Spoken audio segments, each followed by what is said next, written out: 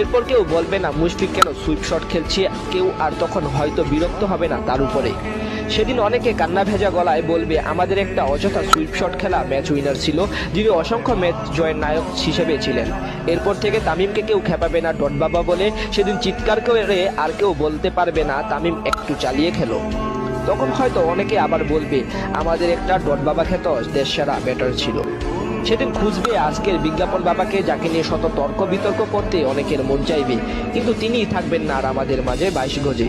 সেদিন আর কেউ play card নিয়ে হাজির হবে না স্টেডিয়ামে, বলবে না সাকিব ভাই আপনার কাছে একটা সেরা ম্যাচ চাই, আর কেউ একা হাতে গোটা দলের ভরসা সামলাবেন না।